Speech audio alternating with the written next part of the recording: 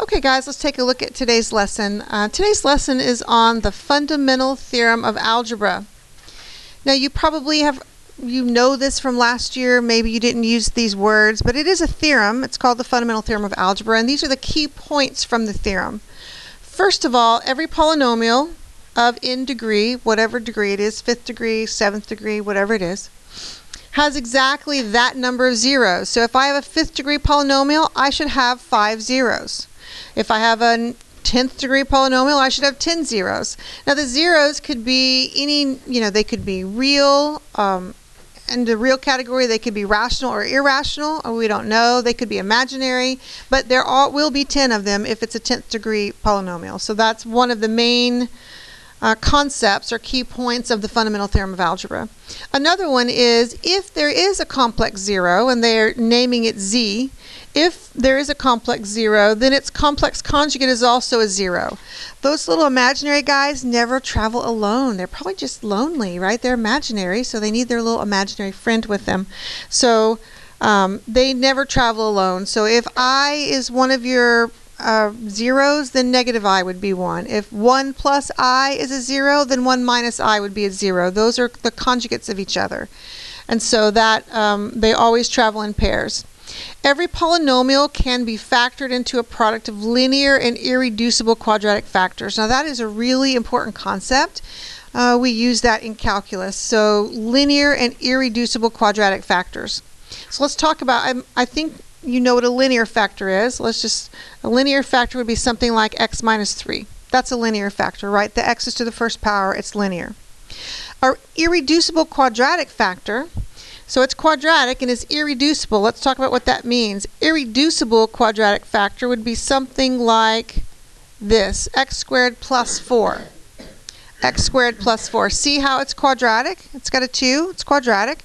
And irreducible means that if I were to continue to try to factor that, or if I were to try to solve that, say set it equal to 0, I would get an imaginary solution. Right? If I set this equal to 0, x squared plus 4 equals 0, I'm going to get something imaginary. That's why it's called irreducible quadratic factors, because if you keep going, you're going to get imaginary solutions. All right, so those are the difference in those two words, linear and irreducible quadratic factors. All right, so those are the main points for our theorem. We have a few examples. Are there any questions before we keep going? We okay? All right, so let's take a look. On our first example, they want us to find all zeros, all of them, which means it doesn't matter whether they're imaginary or real, we need them all. Notice how this is a 3rd degree polynomial, so I need to have 3 zeros. I need to find 3. All right, so I'm going to, my first choice is always factoring. It probably was terrifying as in Algebra 1, factoring, but I hope we're comfortable with it, right? It's very, very handy. So this, let's see, it looks like we can factor by grouping, so let's do that. So I have p of x is going to be, so the common factor between the first two terms is x squared, and that leaves me x minus 3. And just to be clear, I do have an x minus 3 on the back, but just to be clear, I'm going to put that 1 there. So we have that pattern that we're looking for. So these two terms, I have 2 terms, have a common factor of x minus 3, and I'm going to factor that out.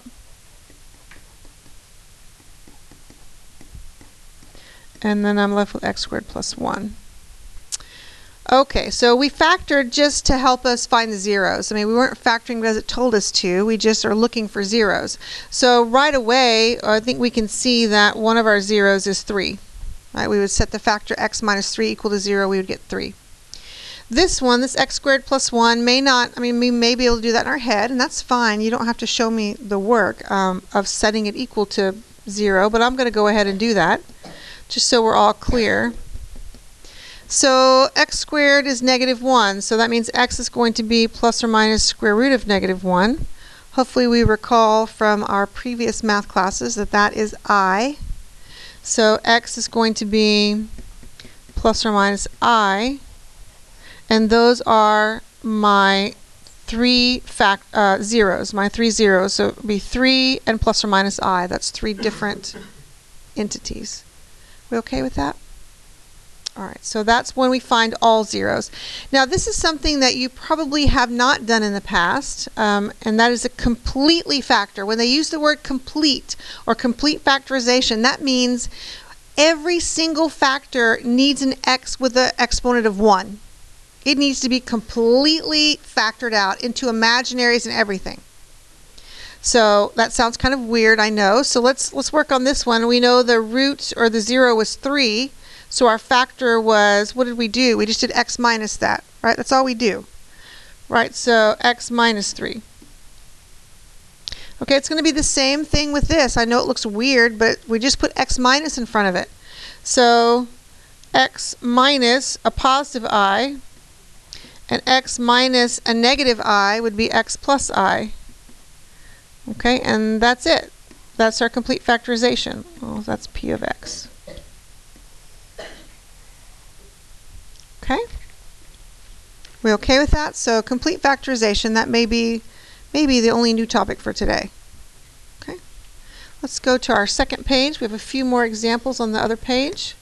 Whoops.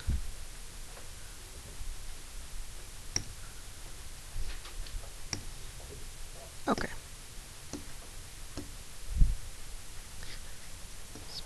There we go. All right, so number 2 says to factor p into linear and irreducible quadratic factors with real coefficients. So these are key words, vocabulary words. Linear and irreducible quadratic factors. That was part of the key concept for today, right, in the theorem. Linear and irreducible quadratic. So let's look at that. So this has got fourth power, second power, and a constant. That reminds me of quadratic form. So I'm going to try to factor that using quadratic form, okay, instead of p over q. We're going to try to factor first. So p of x, let's see, so let's look at that. So we'd have like an x squared and an x squared. The back sign is negative, so our signs would be different. Let's see, we need to multiply to get an 8 and add to get a 2. So what would that be? Plus 4 minus 2. Okay, that looks good. So we're looking at linear and irreducible quadratic factors. Okay, so I don't have any linear factors yet. I have 2 quadratic factors. Let's look at this one. If I were to solve this out, I would get an imaginary number, right? This is an irreducible quadratic. We can't, that's irreducible quadratic. We're done here. What about this one? If I were to solve that out, you know, set it equal to 0 and such, would I get an imaginary number? No, it wouldn't be very convenient, right? It wouldn't be a nice thing that I got, but it wouldn't be imaginary, which means I need to factor this. This is not irreducible. It actually has real factors. They're not pretty, but they're real. So let's just do a little scratch work. So x squared minus 2 is 0. X squared would be 2, so x is going to be plus or minus root 2. Okay, so it's not pretty, but still, it's real. So we would need to do one more step to take care of our linear and irreducible quadratic. So I have x squared plus 4. That's irreducible because if I kept going, it's imaginary. But this one is going to be x minus root 2, x plus root 2. And this is the answer to part B. Okay, we okay with that? Okay.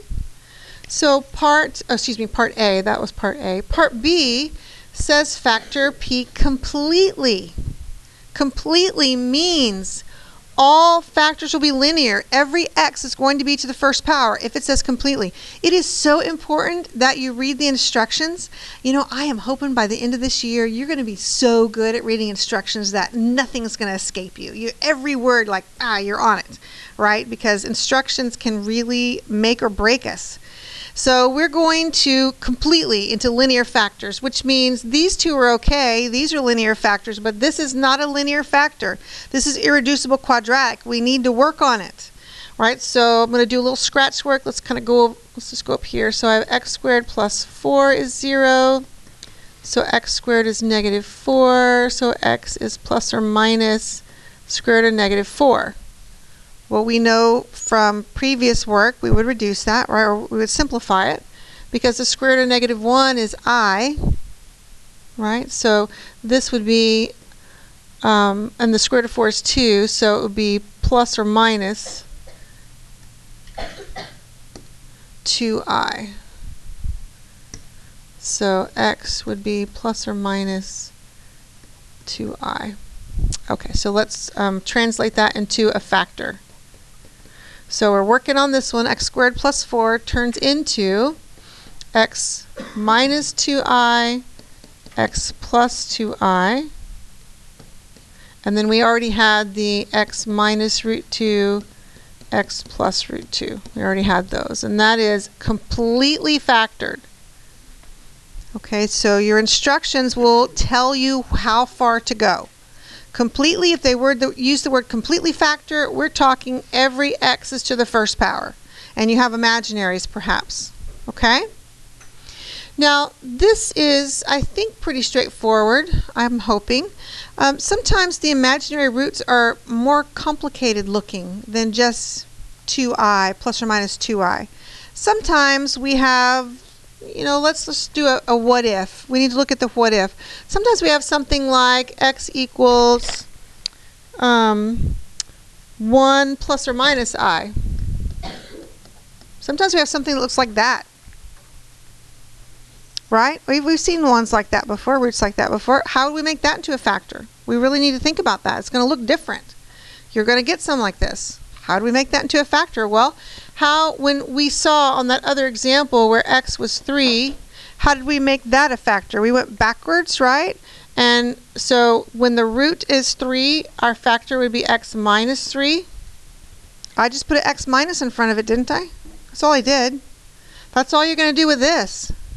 You're just going to put an x minus in front of it. X minus 1 plus I and x minus 1 minus I. This is one of the most common mistakes that I see students make, is they try to change this, you know, this minus right here. It's just always x minus. It doesn't matter what it is, right? Don't change that.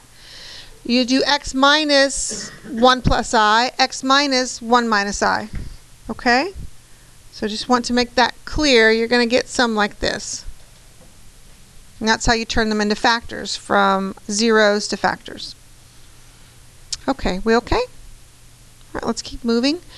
So number 3 says find a polynomial of degree 4 with leading coefficient of 1, quadratic coefficient of 12, linear coefficient of 8, no constant, and contains that point.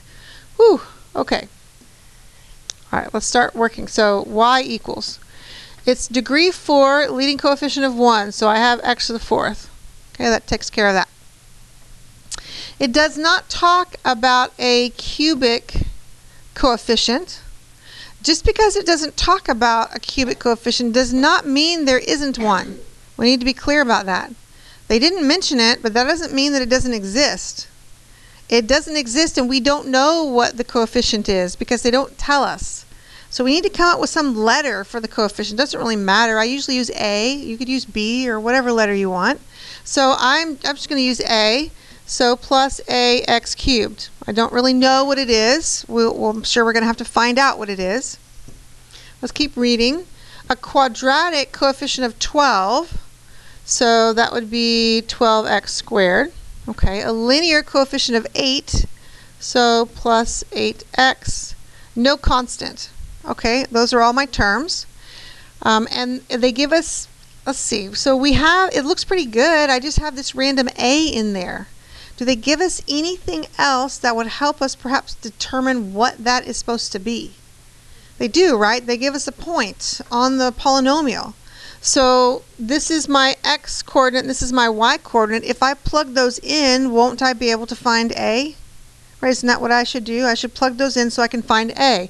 So my y is 1, so 1 equals, x is negative 1, so negative 1 to the 4th, plus a times negative 1 cubed, plus 12 times negative 1 squared, plus 8 times negative 1. Okay, great. So let's clean that up a bit. We know that negative 1 to the 4th power is 1. Negative 1 to the 3rd power is negative 1. Negative 1 squared is positive, and like that. Okay? So now we solve for a. What I would do is I would cross those ones out, right? Those negate each other and move the a over. I mean, that's just what I would do. You can solve it really however you want. And so that's what I would do. And then I would subtract 12 minus 8, and get 4. So now I have everything I need to be able to write my polynomial. So my polynomial is y equals x to the 4th plus 4x cubed plus 12x squared plus 8x. Okay, how's that? We okay with that? Okay. And our last problem, find all zeros. Okay, those are our instructions, all zeros. And how many zeros should we have? I mean, it's written right there for us, right? We should have 4 because it's a f to the 4th degree. Oh, and doesn't look like factor by grouping is going to work for us. So our little friend, our long lost friend, P over Q. We get to do P over Q. Yay! P over Q. So here we go. We can't escape P over Q. I'm sorry to tell you, those of you that would like to run, it is not possible. We will have to use it from time to time. And this is one of the times. So let's do it. So P is the factors of our constant. So how do we get 4? 1 times 4, 2 times 2. All right, so our factors are 1, 2, and 4. Q are the factors of the leading coefficient, which is 3. So how do we get 3? Just 1 times 3. Okay, so P over Q are all the combinations of all the combinations. So it's 1 over 1, which is 1. 1 over 3, which is 1/3. Okay? 2 over 1, which is 2. 2 over 3, which is 2/3. Oh, those look super fun. We have 4 over 1, which is 4, and 4 over 3, which is 4/3. Okay. Now I don't want to disappoint you, but when I was working this, I did not go to the correct route the first time. I rarely ever do. But for time's sake, I'm going to go to a correct one. So, and I actually want you to look at this. See how many negatives we have? See all those negatives? Is it possible for a positive number to work? Yeah, it's possible. But I started out working on negative numbers, right? Because I want them to net out to 0. Right? So if I do a synthetic division, my remainder needs to be 0. Right? And it's the same thing as if I plug a number in there, I need to get a 0. Right? So I tried negative numbers first. Negative 1/3 worked. Negative 1/3, that's what? 3, negative 2, negative 1, negative 12, negative 4. So let's do negative 1/3. Bring down the 3.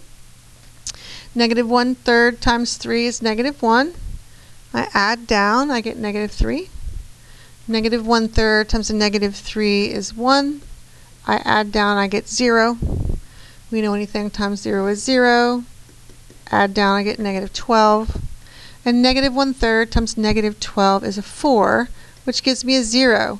So x equals negative 1/3 is one of my zeros. Okay?